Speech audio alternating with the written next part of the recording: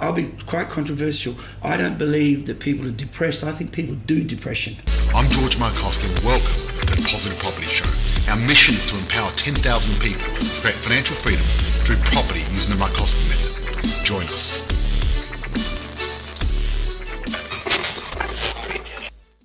I've got Peter Salerno here with me. Yep. And Peter wrote a book called Laugh With Me. That's right. And you're into laughter therapy. Yes, I'm the founding president of the Australasia Laughter clubs, and we set up the clubs 20 odd years ago. I'd been working as a clown with Patch Adams and that sort of thing, and I was the original clown doctor in Adelaide long before clown doctors were thought of in Australia, because I copied what other people were doing, and I thought, wow, if it works there, let's do it here. Where'd you get the idea from? Well, basically, like I said, I just copy. I see, I hear about something, and I thought, wow, if that works there, it should work here. You know, it's like with your business, you know, if it works here, it should work there. You know, so what I did was I thought, let's have a look how we can introduce clowning and clown doctoring into Australia. So I got in touch with Patch Adams and his organisation. And there was a movie about Patch Adams, wasn't it? Yes. Robin Williams did that, didn't he? That's right, yeah. Excellent movie. But Hunter Patch Adams has been to Australia quite a few times. And I met him here in Adelaide quite a few times. Oh, cool. So he comes to Australia, and then other friends of mine told me about this doctor in India that was doing what he called then laughter yoga. And I thought, okay, so what's that all about? Because when you work with people with, like I do, with a lot of different anxieties, different depressions and stuff like that, some of them you can snap them out of it very quickly just by saying, let's have a, you know, here, put a funny hat on, do this and that. They start acting a different character. And when they're acting a different character, they totally forget who they are. They forget to be depressed. Yeah, exactly. Because I'll be quite controversial. I don't believe that people are depressed. I think people do depression. Yes, I totally agree. I'm sorry, well, but emotions aren't consistent. They're always changing. You can't hold on to emotion that long. I think people have to do depression. They say, I am depressed, therefore they become depressed. Yes. But, you know, we all have depression. We all go up and down and mood swings and mood changes. So what I say to people is, like, you've got to look at where you are and what do you want to be and how happy do you want to be, you know. But then I wrote this book, which is Laugh With Me. And the main reason why I wrote it was because a lot of people said to me, oh, have you got some notes? And I never used to hand out notes. I believe still that if you want to come to my conference, seminar, or whatever, you take notes. Because everybody takes notes differently. Everybody takes in information differently. So you take it the way you take it in, and you write what you want to write. You understand what you want to understand. And at different levels, you pick up different things. You know, like I've read a book, and then I read it again, and I thought, gee, who reprinted this book? That wasn't in the book when I read it the first time. But this book here it says, like, do you find yourself getting stressed out during the day? Do you find it hard to unwind? Do you go to bed and toss and turn? Do you wake up in the morning just as tired as you were the night before? Then this book is for you. Laugh with me. You know, do you know somebody that gets stressed easily? Do you work with stressful job, or, you know, in a stressful workplace? And do you wonder what to do about stress, you know? And stress kills. It's as simple as that. Stress kills. No. And so, but sometimes I guess it's not easy for people to laugh. No, it's not. It's not about, George. It's not about laughing. See, some people who are really depressed and really down and have had a lot of things happen to them, and some of them are mental illness, but some of it is medically depressed. Right, and some of it's physically depressed. So there are different levels of depression and different things. So there are different ways of treating them. You know, it's not like a blanket where you can cover everybody. So that's what I try and do. So that's why I learn different ways of treating different people, or different ways of treating the same people. When did you bring laughter yoga, your laughter therapy, to Australia? Oh, look. You're the first person that brought it to Australia. I brought, with Albert Ben Simons, the jeweller here, we brought Dr. Kataria out from India. And we brought him out here to show us what to do here. Right? So, although I had seen it on films and, you know, some news articles, and I researched what he was doing. And I had been doing theatre sports, drama, all those sort of things, and clowning and clown doctoring. So I used all those mediums to do what I was doing with people. But I found that with some people that didn't work as well. You see, so then by doing laughter and laughter yoga, that helped a lot more people in a wider range. So I use say more of that than this. Yep, because the movement's important. Yeah. I guess Christine and I did a bit of laughter yoga at one stage because I YouTubed it. Oh, yes. And in the mornings, what I do is press the YouTube and try to copy the movements. And just thinking back about it, it makes me smile. Look, it's like it's very, very simple when you think of it this way. In our head, just up here, like there's a little sac, and there's adrenaline, right? There's endorphins, there's serotonins, there's dopamine, and when those 4 drugs mix, right, that is like the best cocktail you'll ever have. You know, so when you laugh, a little smile sends a message up to your brain sac, and there's a little sac there and it goes ding, ding, ding. This is the simplest explanation. Oh, really? That I Okay, have so when you smile, so every time you smile, right, even if it's a forced smile, but the message goes up to this little brain cell, and it opens up that sac, releases that what it contains, and then closes again. So if it's a dopamine sac, it opens up the dopamine sac. It's a serotonin sac, it opens up the serotonin. If it's an adrenaline rush, it so then you've got those chemicals. When these chemicals mix together, and you go, whoa, it kind of lifts you. And when you smile, people say, oh, stop smiling, it hurts my face. I'm thinking, my God, you frown, you use 11 times more muscles to frown than what you do to smile. So why don't you just smile more often? It's a lot easier. It's a lot easier. You save yourself time. It removes all the wrinkles. I mean, there's several exercises which are really incredible. I say to all the ladies, if you want to look younger, right, you have to do this lion thing where you, from the thyroid gland, you stick your tongue out as far as you can, like the New Zealanders do, and people that when you play with a child, you go, like that. So when you do that, the further your tongue comes out, it actually massages your thyroid gland. And as far as I know, I've never heard of anything else to massage your thyroid gland. Well, that's amazing. So that's just one thing. Then what happens is when you, all your face muscles are exercised, your head muscles in here. So you relieve all the tension around your eyes, right? And then when you go like that and you're playing with somebody, like as if you're playing with a child, and you go, they laugh, you laugh, and it's a rolling laugh. It's true, exactly. And it becomes very contagious. When we look at it, as a child, you laugh like 300 odd times a day, right? And as an adult, it's like less than 12. Really? Yeah, wow. the statistics show that. Well, I must say, I realised when I was younger, I laughed a lot more. Yeah. For some reason. Well, but anything made me laugh when I was younger. Now, that's right. Yeah, but now it's not as easy. I don't know. I talk to a lot of corporate people because this is my job.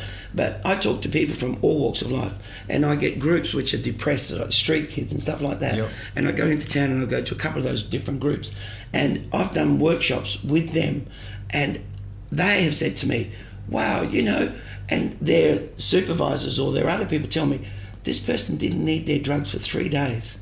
Wow. Afterwards, for 3 days afterwards, they were still on a high. So we felt we didn't need to give them as much drugs. And I can guarantee that people who are on depressants, antidepressants, and all these anti-anxiety medication, and doctors unfortunately load them up with this stuff, right? They can actually save themselves a lot of money. So and there's some very simple exercises. Can you rekindle the laughter of childhood back in adulthood? Yes. That's what I was curious. Look, because I must say, when I was younger, I found it a lot easier to laugh. Like I'd watch a comedy, I'd laugh my ass off. Now I don't laugh as much externally, maybe internally. Why is that? What happens? Why do people do that? Look, this is not just to sell my book. No. Which you shouldn't have one. Anyway, get hold of George. Where can we get a copy of this book? Do you have an online place? It is online on my website, but I'll sell it through you. No, you don't have to sell it for me. We'll benefit. I just want to help out. What I'll do is I'll put a link to your website. Okay, and they can go on to the podcast. And if you want a copy of the book, just go to the link. Is that worldwide? Yes. Worldwide. Excellent. So for our worldwide audience, I send it to them at like I've had people all over the world buy this book. Where I've travelled in Asia and all this, people buy it all the time, and they buy it for Christmas presents. They buy it for presents for other people. Oh, look, it looks like a great present. This is it is. Look, the point is most people will buy a $30-$40 bottle of wine and you drink it and it's gone. Right? But what happens is if you buy this book, which is Laugh With Me, it's just a very thin little book, it can stay on the coffee table for months and months and months. And other people read it. And it's the gift that keeps giving. Exactly. Because you keep laughing. And the thing is, with this, the chapters are so short. Let me tell you the example. It says, laugh with me, you will laugh too. Now, what that means is that, like, if your team is winning, right, then your team is winning, you're going to be really happy. Yes. Right? As soon as your team loses, at the end of the day, by 1 point, you're going to be miserable to the next of the week. Which is crazy. 1 point, you're going to be miserable to the end of the week until they win again. Yep. You see? But the other thing is, lighten up. It's just a little chapter, but let your feelings show. Right? Let your feelings show. This is very important. It's very, very short. It's just a couple of pages. But what it does is, if you're angry, how quick do people jump to anger? Bang! Get off the road. What are you doing? Blah, blah, blah, blah, blah. But if you're happy, why don't you let your feelings show as well? Yeah. Why don't you let people say, hi, how you going? Great, terrific, thank you. Oh, that's okay. You hop in front of me. At the supermarket, I sometimes do it on purpose. I let people in front of me and they go, oh, really? Are you sure? I said, you look like you're in a hurry. Oh, no, I'm not in a hurry. Okay, thank you. Yep. But they are smiling. Yes, of course. I go up to people, and not that I can't find things in the supermarket, but I'm looking for something. And I say, excuse me, do you know where this stuff is? And they go, oh, yeah. Or, no, I really don't, I'm sorry. I said, that's okay, no problems, thank you. And they feel great. I feel good that people can help me to show me, so I don't have to look around like an idiot. But let your feelings show, let your good feelings show as well as your bad feelings. That's what I'm all about. Is there a certain posture, right, that makes you laugh? Well, because obviously physiology is very important. That's what I thought. That's why I'm coming back to. Oh, sorry. No, that's okay. I'm going ahead. No. Yep. Look, you can never be too happy, right? Yes. But this is the biggest problem that people say. What are you so happy about? What's wrong with you? Yeah. Is it a crime to be happy? Being happy is good. Yeah, I know. Yeah. Most people, you see an angry person, you're going to shy away from them. Yep. You see an angry person, you'll sort of shy away from them. But you see a happy person, you sort of feel comfortable to get in their presence. Totally. You see? But what is really interesting here, it says, let your feelings show. So if you're happy, why not start a happy-demic? See, that's that chapter there. Yes. A happy-demic. Yes. Right? Not an epidemic, but a happy-demic. Yep. Let people around you start to get happier. Show them that it's possible to be happy, and let more and more people be happy. Look, I'm happy to talk about happiness. It's great. Share the happiness. That's good. So what has to happen for you to be happy? This is a really good question. When you ask somebody, like you said, you sit down, you watch a movie, and you used to laugh a lot, now you don't. Yes. And then you think, okay, well, what has to happen for me to be happy? And then ask the question, what has to happen for me to be happier? And what has to happen for me to be even happier? Yep. All of a sudden, you will start to laugh at the movie. You will start, and once you start to laugh a little bit, then the next bit, and the next bit, you crack up by the end of it. And you think, yeah, that was a funny movie. Yep. And if you're watching a movie with somebody else, it's always really interesting because you ask them, how funny do you think that was? And they say, oh, that part was really great. And you think, really? Oh, wow. What have I got? I've got hardening of the arteries, like to say, you've got to watch your laughter therapy gauge, where's the gauge at? So start a happy-demic. And what has to happen for you to be happy? How to have a good day every day. You look at ways of making things better and better every day. Yep. Right, and there's a graft in here and all the rest of it. It's quite good, but this is good. It's good to forget. People say, I'm going to remember him, or I'm going to get him back, I'm going to... Yeah, but really... hang on to all the anger. Just get over it. Yeah, how fast can you let it go? And then what you say is, what's good about the situation? The Anthony Robbins type thing? Yep. Right, he taught me a lot. When I went to Anthony Robbins, and he said, what's good about this? And he said, nothing! And he said, what's good about it? Nothing! And he said, no, what could be good about it? Well, I've learned not to trust people as much as I used to. Or I've learned how to be a bit more selective who I pick as friends. Yep. Okay, what else is good? Oh, yeah, well, he could have taken me for a lot more. It could have been a lot worse. So all of a sudden you start looking at the positive side of things. So that's why it's good to forget. So look at glass half full, not half empty. Always. And look at the benefits that you've gained from that fall. I fell over, I hurt my knee. I don't want to do that again. Next time I'm going to watch where I'm walking. Well, you can't become successful without making mistakes. You make the mistakes. more mistakes you make, yes. the more success you become successful. Yeah, but people think you can throw away $100,000 and say, "Oh yeah, it was a mistake. I made a big mistake." Yeah. Oh, what you got to do is you got to make little mistakes and learn from them, yeah. or learn from others. That's right. Pick up information from you. Exactly. I come to you to learn from you, so that I don't make that same silly mistake. Exactly. I can avoid making a mistake if I listen to what you did and I live your experience. Mm-hmm. Right? Exactly. You tell me what you've experienced, and I think, okay, that's a good point. I've got to learn that. I make sure I don't do that. Yeah, so going back to Patch Adams, he did this in hospitals, didn't he? Yes, what he did was, he was always a bit eccentric and, whatever. He was more, I don't know if you, gifted in lots of ways, right? He was an older man when he decided to go into hospital to become a doctor, or into studying, right? He had done lots and lots of other things before he became a doctor. So he was an adult before he became a doctor, where most kids go straight from university and all this stuff. So he had a fair bit of life experience. Which makes a difference, I suppose. The one thing that I learned the most from him was he interviews people all the time about lots of things and about everything. I want to know you. I want to know everything about you, he says. I want to know what's in your head, what's in your heart, what's in your chest, what's in your foot, what's in your knee, and all the rest of it, and what goes into your body, so that I can tell you how to look after it. So he's very good that way. He's very good that way. Is there any evidence of how that worked, the laughter therapy in hospitals and things like that? Oh yes, definitely. They've got lots of research now. Did you hear about the guy who had cancer and he ended up going home? Putting videos on. Who was that? That was, hang on, I was just about to mention him and his mate. I had to take a drink. Yes, what he did was, he had a muscular dystrophy type of thing, where his muscles were fraying away, and they had no idea what it was. So what he did was, he's written a book that's called The Anatomy of an Illness, right? And it's a very big, thick book, and doctors refer to it all the time. What he did was, he was in the hospital and he was paying like $200 a day to have this surgery and all this, medication and everything else. So he said, bugger this, I'm going to go to the hotel next door. And in the hotel next door, it was like less than $100 for a private room.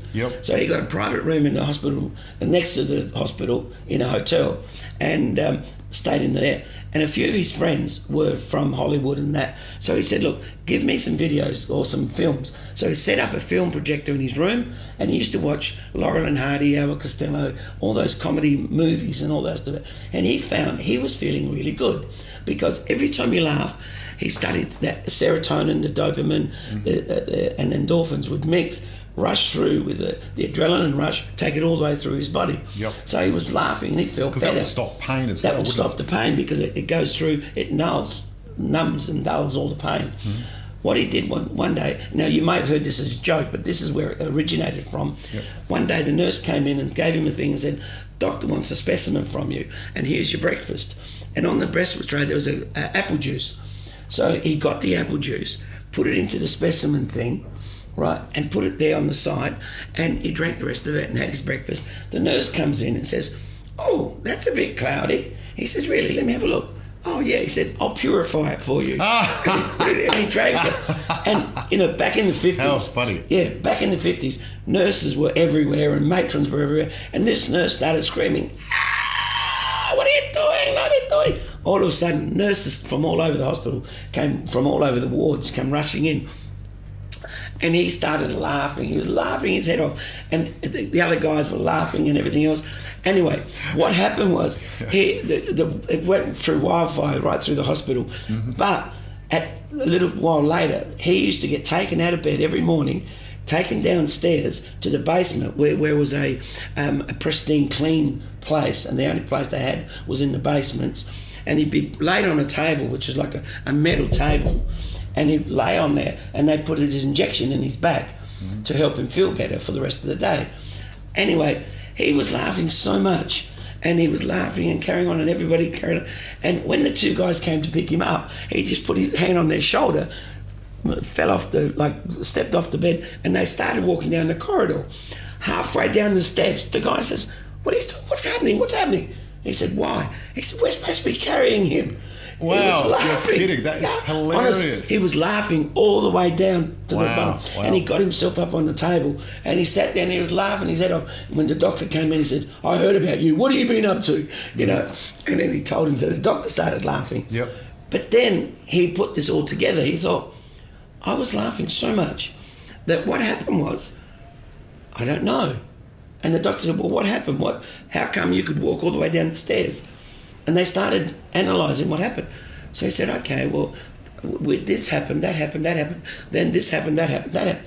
And as they were analysing it backwards and forwards, the only thing that could have happened was the adrenaline, serotonin, dopamine had rushed together all the way through his body, made him get up and not feeling back pain and not feeling all that. So he said, wow. Mm-hmm. And that's how they started doing these studies. So he had spent another 10 years or more researching, studying all those anatomies of an illness, and he wrote a big, thick book about it. Is there any history of laughter therapy in the past? Yes. I'm curious about that. Any ancient civilizations or anything like that? Or? Laughter therapy, as far as like the there are things way back in the Chinese history where the armies and that used to laugh and they used to sing and dance, right? So laughter, singing and dancing always went well together. Because I've heard singing and dancing is like to laughter, like smiling, like running is to walking. Yeah, and you know I mean, I know they've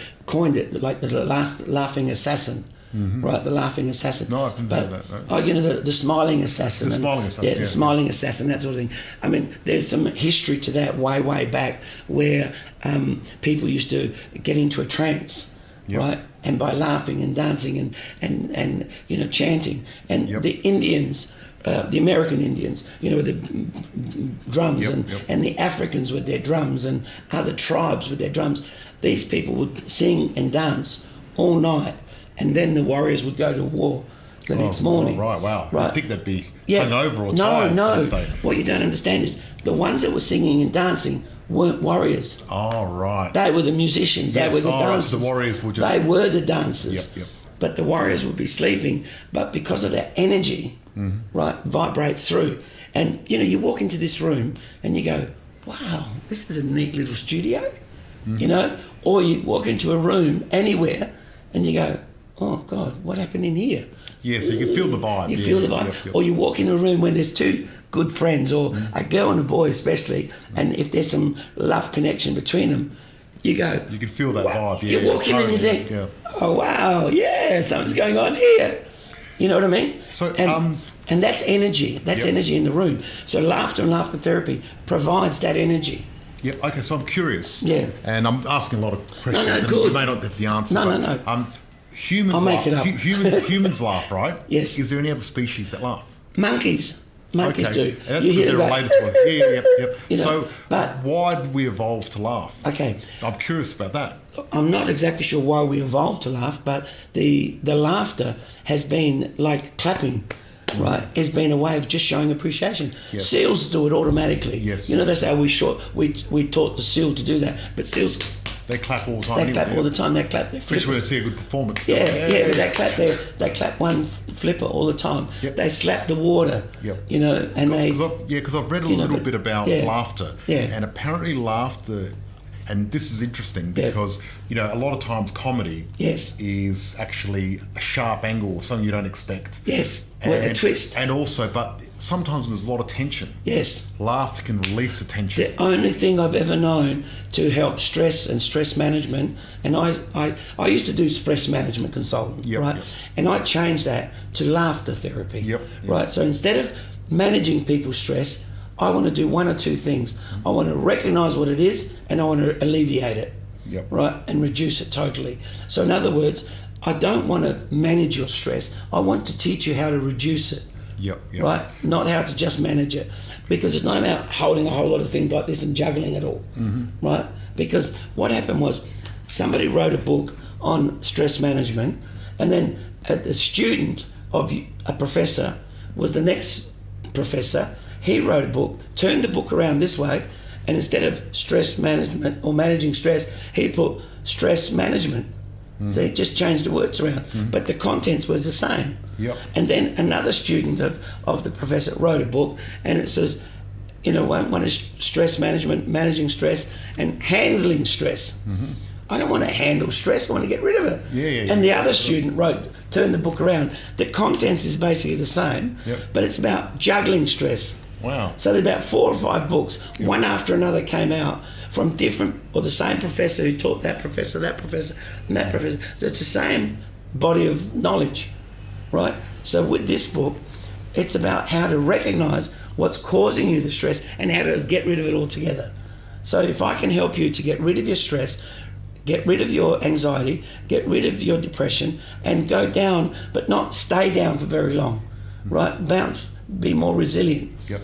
And if I can help you to do that, that's what this is all about. Yep. So in comedy, I'm just thinking back. Oh, yeah. You look at Laurel and Hardy, right? Yeah. A lot of times slapstick comedy usually involves someone getting hurt violently. You know what I mean? Slipping on a banana, and getting smacked in the head by a thing. But unfortunately, so why do we find that funny? I don't get it. This is a human nature thing. Yes, I'm curious about that. We tend to like to see a car accident. We like to see these big crashes. We're very fascinated by things like that. It's an internal thing that we have as humans, right? I've noticed we don't like to see people getting badly hurt. But we like to see them getting blown up and suffering. Like at the moment, unfortunately, and I don't like to promote it, but there's these stupid things on television, the stunts that these idiots are doing. Jackass. Don't even mention it. I won't mention it, sorry. But people laugh at those stupid things, they do it and they really get hurt. Why do people? I don't find that funny. I don't find it funny either. Why do people find it funny? Because they're a level of intelligence. Okay, I'm sorry, that's what I believe. So, for example, I just lost that example now. Oh, that's okay. But people hurt. People like to see people doing funny things when they get up and then they try and. I saw this guy on the television the other night. Because even cartoons, you look at cartoons. Yeah. You look at Bugs Bunny and all that. Yeah, very violent. They were hugely. People they get blown up. But we thought they were violent. They were violent in a fun way. Yes, they were. Unfortunately, these video games today, they lose their arms, they get their heads blown off. They're a lot more violent and a lot more active. And I'm fascinated by how comedy and pain and misfortune sort of... In the video games today, there's no comedy in it. No. It's just blown up, kill them and move on, kill that one, move on, blast the crap out of them and move on. A lot of people say that's sort of a good outlet for people. Look, because they've done the studies and they've said it doesn't actually increase violence. Well, it doesn't increase violence, but it doesn't diminish it either. And what it does, it makes it acceptable. That's the problem. But people know the difference between fantasy and real world. No, they don't. And the reason I'll be strong on that because, I've got to stand up for something. That's one thing. Okay. I honestly believe that people doing these video games, there are so many advantages about it, right? But there's a lot of disadvantages. So what they do, they say, any medication you take and any tablet, I found out quite a lot from doctors. They say about 10% of it only is good for you. Yeah, there's a lot of side effects. There's a lot of side effects. But that 10% is what's going to cure that bit and help you with the next bit. But 90% of it is really not effective. So I'm thinking, what, 10% or 30% or even 70%? Like in any other business, we wouldn't accept that. No. We can accept above 80. Oh, look, in medicine, there's a lot of things we accept that are unfortunately subpar.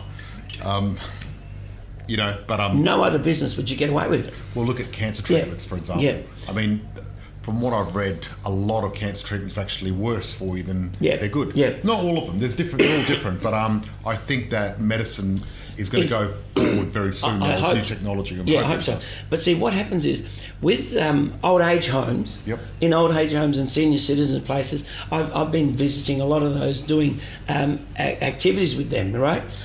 Is it hard to make them laugh? No, it's actually quite easy. After a while, it becomes easier and easier. Oh, so people become a habit of laughing. It's easier. I'll give you a good example. I set up laughter clubs in nursing homes, and we went all around Australia setting up homes in nursing homes. Well done. And that's look, I mean, it's just my way of giving back to nature or to life and say thank you, God. But what happens is really important. They've got those in some nursing homes. They've got the old-fashioned video games there, right? Even the Wii's and stuff, but the old ones, the really old ones. And what they're doing, they're keeping their mind and body active. And they make them feel good from inside because they win. Because activity... Yeah, the activity keeps their brains alive. Their hands, it makes them hand-eye coordination, keeps their hand-eye coordination, and it makes them feel good because they win. Yeah, physiology is very important. Yeah, see, absolutely. What I started doing, I started telling some of my friends, or some of my clients and some people who had anxiety and the rest of it, pick the lowest game, because on some games you can set the score that you have. You know, you make it easy game, a more difficult game, or a really difficult game. Yep. But you set it down to easy as possible, and you play solitaire, or you play some card game, or you play some little game there, which is really easy to win. And when you're doing that, you get hand-eye coordination going, you get your adrenaline rushing through your body, and you actually feel good, right? So it makes you feel good. Yes. And then you win, and you feel even better. Yep. You see, and then you go to sleep. So you sleep while you're feeling really nice. Yes. See, because like I said here in the book, some people go to, their nerves are going like this. And it's like that, the old-fashioned TVs, you know, they go psh, test pattern sort of thing, you know.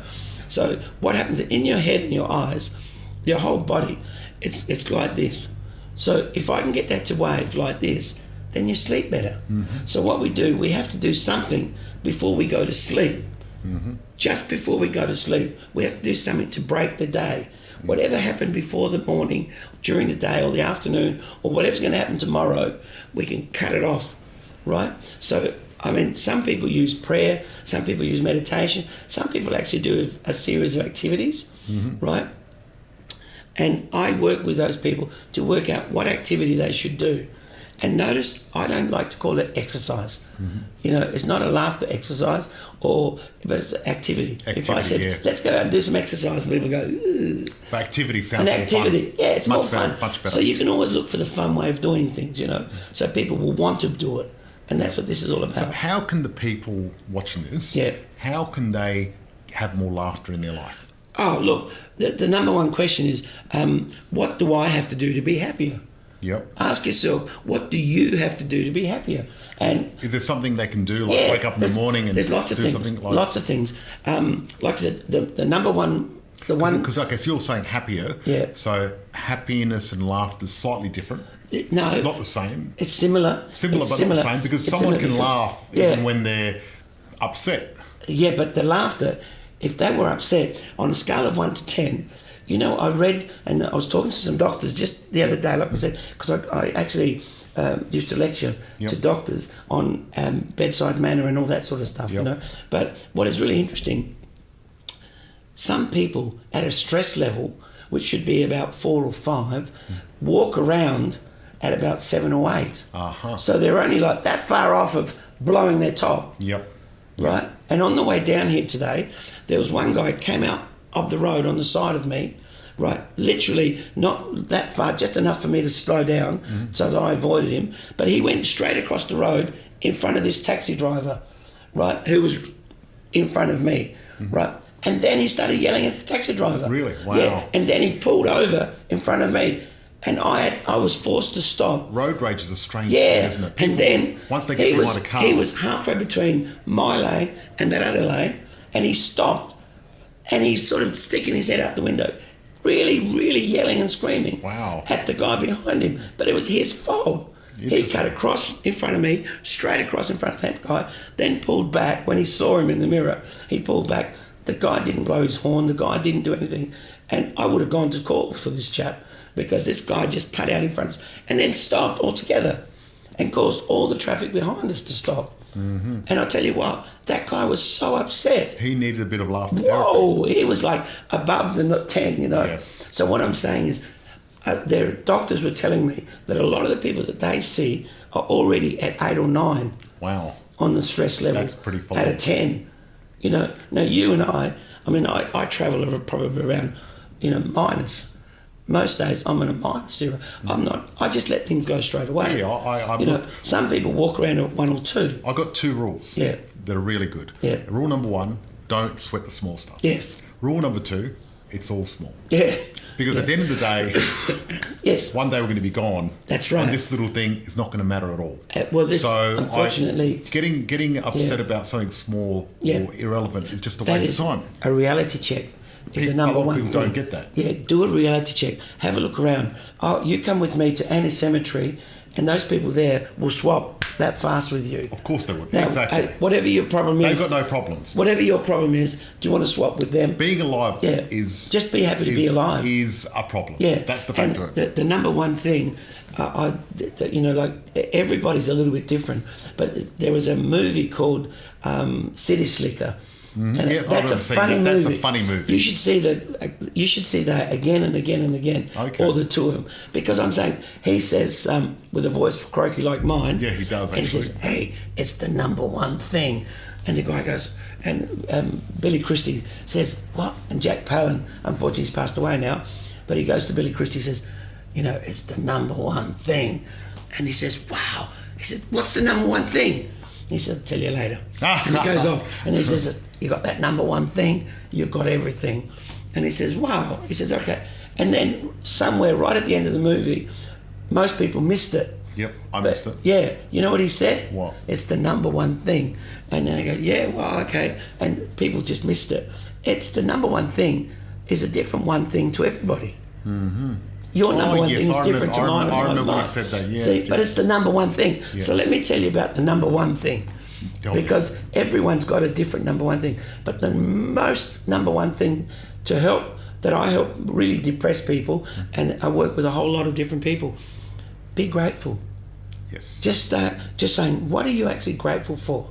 You know what? That is brilliant. Because that is like pulls the pin on all these things just falling down. Yeah. Christina and I, my wife, we decided about a year and a half ago that we wanted to be more grateful. Yep. And it's hard to sort of get a trigger to remind yourself. So what we do is whenever we have a meal, before we have a meal, we talk about what we're grateful for. Not necessarily the meal, but being grateful. And being grateful is the most wonderful thing in the world. Yeah. I cannot believe what a difference it makes, because when you intellectually think being grateful, sure, it's going to make me happy, it actually does. Because if you're alive, you should be grateful, no matter what. Look, that's the fact of it. That's the number one thing. See, but then for somebody else, it's something else. But the number one thing is the number one thing. Gratefulness is the number one thing. You can't beat that. Well, if you're grateful, from there, everything else comes better. Like you said, from where you are now, compared to the person in the grave, do you want to shift? Do you want to change? Yep. And unfortunately, I work with people also who are in that suicidal that want to watch. Change exactly. No, they're in watch situations where they could all slip across at any time. There are people who want to kill themselves. Yes. And they're living that. And other people are like that'd be a terrible way to be. I've never experienced I've changed that, it. I've been lucky enough to help a couple of them, or quite a few of them that I've worked with, and I have in the past. Because what surprises me is I heard about this girl who wanted to commit suicide, and she went on the railway tracks, and it ran over her, and she lost her legs and her arm and everything. Then she survived and didn't want to kill herself. And you're thinking, like, you're in a much worse position, but you don't want to kill yourself because it's a temporary thing. Well, people should not do it. There's a guy from Adelaide here that I've just had interviewed on my radio show, and I met him beforehand, and I brought him on the show, and on my show I talk about laughter and laughter therapy, and my show's called Happy Business. So on the show I talk about happy business,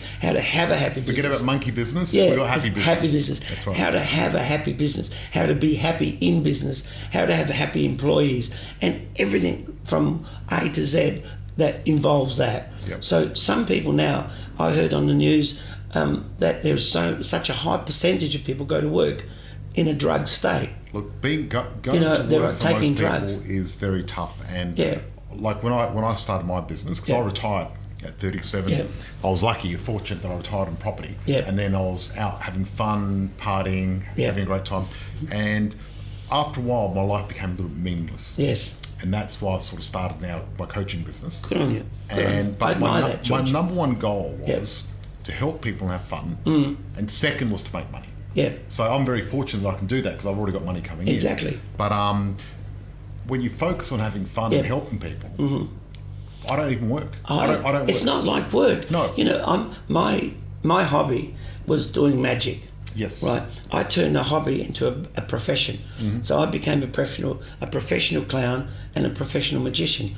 Above what I'm doing. I know someone that's looking for a professional magician. Good. Within the year. Excellent. Right. See, I do a lot of professional speaking and training, but on the side of that, I was doing magic and clowning. I did lots and lots of hospitals, lots of children's parties, lots of Make-A-Wish, and I still do lots of Make-A-Wish and lots of other things, and that was my way of giving back to the community, as well as saying, thank you, God, that I'm allowed to do this and have fun doing it. Yep. That, for me, I'm thinking, I'm having fun doing what I'm doing. Yep. And then when I do my presentations, I don't use videos and overheads. I say, look, let me show you what I mean.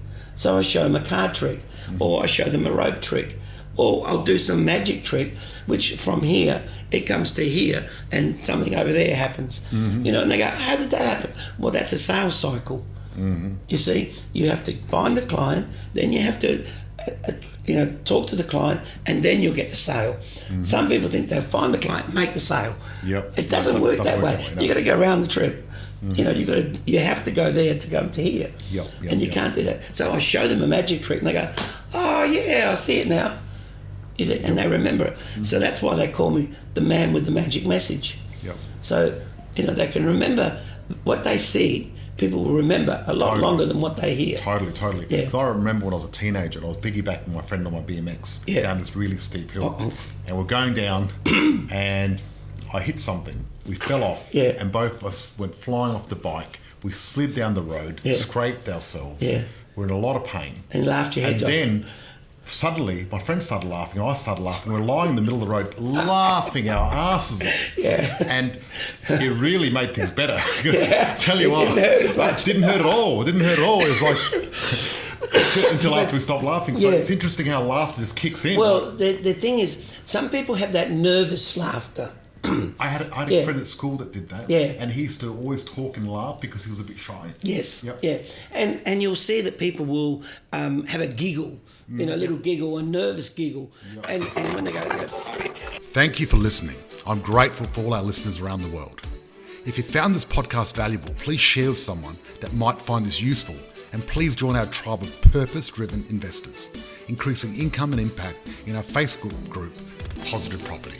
Please note, with a multi-million-dollar property portfolio and a passive income, I've become incredibly successful at investing in property.